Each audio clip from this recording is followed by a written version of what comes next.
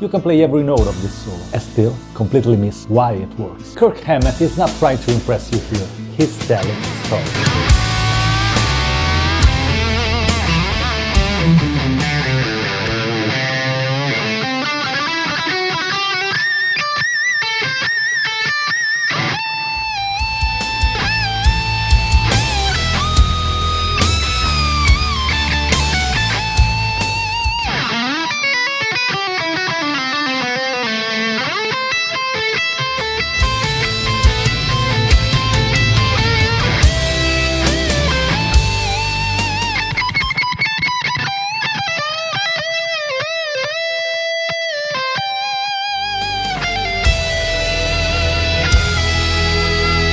Great solos work exactly like great songs. They have tension, release, dynamics and peaks, and you can literally sing them. This is 100% storytelling applied to music. This solo is built from short, clear phrases, not licks, and each phrase answers the previous one. Before we start, if you are new to this channel, welcome, I am Riccardo, I am a professional guitar teacher and musician. I'm here to help you grow as a guitarist, and I mostly teach rock, metal and shred guitar. If you are interested in these topics, feel free to subscribe to the channel. Thanks. For today's lesson, I'm using this Harley Benton and the Red 7 Leviathan preamp.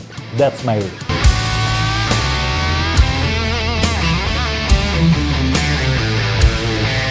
The opening phrase.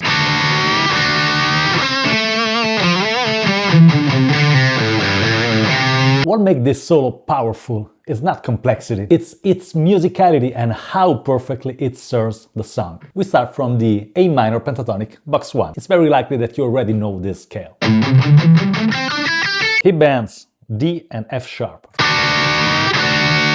Listen how the bends are slow, exposed, and almost uncomfortable at times.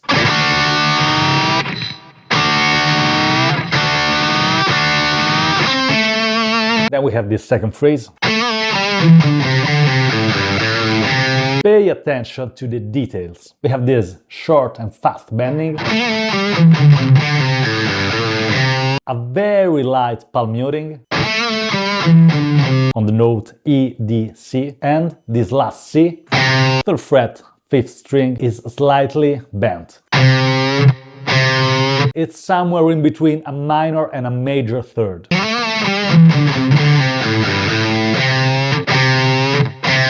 It's not exactly a C sharp, that would be too much. Weird. No. Either you bend the string too much, or you don't bend it at all. It doesn't work, okay? So please, this C requires a bit of extra attention.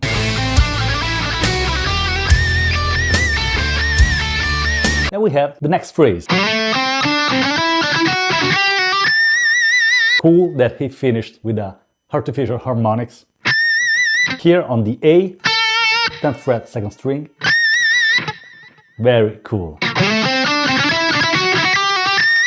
The other cool element in this run is this F sharp. 7th fret, 2nd string. Technically, this is an out-of-key note since we are in the A minor key. Practically, it sounds great. Now we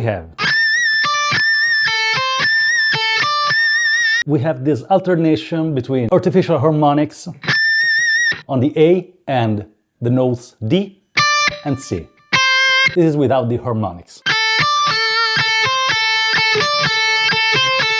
This is with.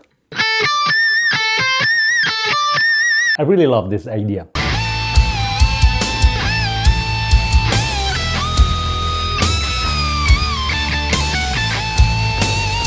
Next we have the first big bending. G to A, 20th fret, 2nd string. He repeats this idea again. Then he leans into this very wide bending from C to somewhere close to an actual E. It's almost a 2-whole step bending.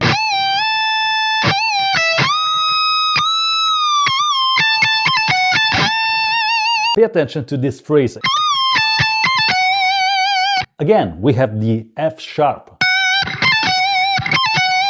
That's the 19th fret, second string. And it makes total sense that Kirk played this note here, since in this very moment, James Hetfield, the rhythm guitars, is playing a D power chord.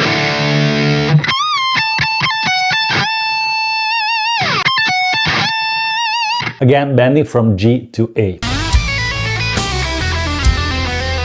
Then, my favorite moment in the solo.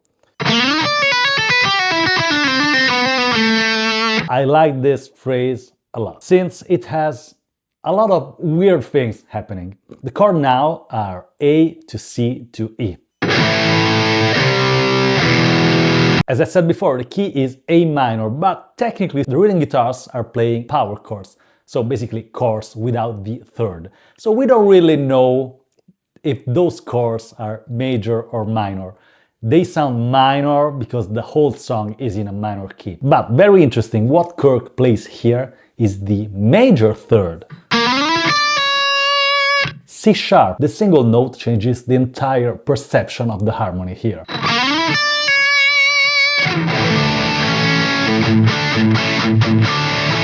Now, in this very moment, it's an A major.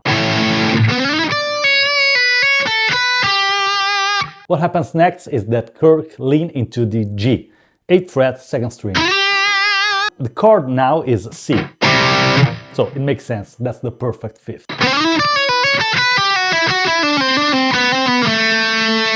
And then this phrase ends staying within the notes of the A minor scale. So for a brief moment, he makes A major and A minor. That's weird if you think about it, but it sounds so natural. Most of all, this C sharp, it's extremely exposed, right? On paper, those notes shouldn't work. In the context, they make the solo feel huge. This is the kind of thing you really understand only when you train your ear, you know the fretboard and the meaning of each interval. If you are working on phrasing and melodic soloing, that's what you need.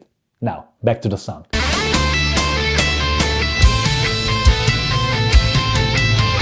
Next part is a simple A minor triad.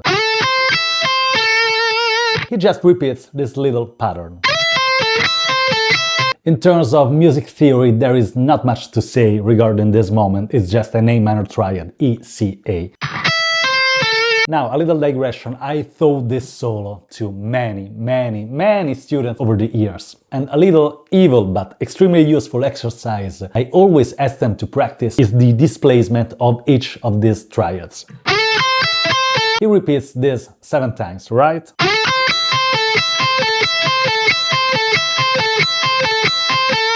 What if we change the fingering each time? What about this?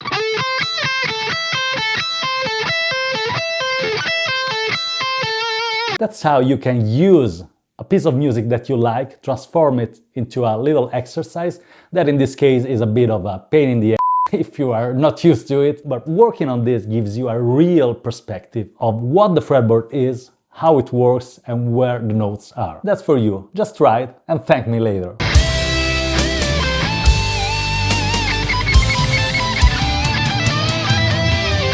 The ending of the solo. Bending from D to E.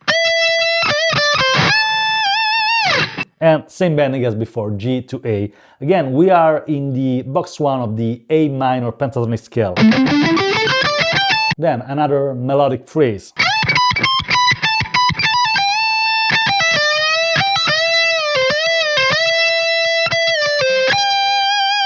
Last phrase of the solo, again, pentatonic scale, box 1.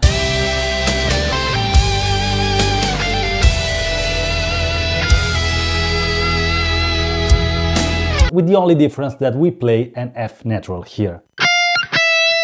18th fret, second string. So what can we take, what can we learn from this great guitar solo? Well, if you want your solos to sound more expressive, stop asking what scale is this, what are the right notes, what technique is that? Instead, start asking, where is the tension, how is this solo structured, and how do I serve the song? This is exactly what Kirk Hammett did, and that is why this solo sings.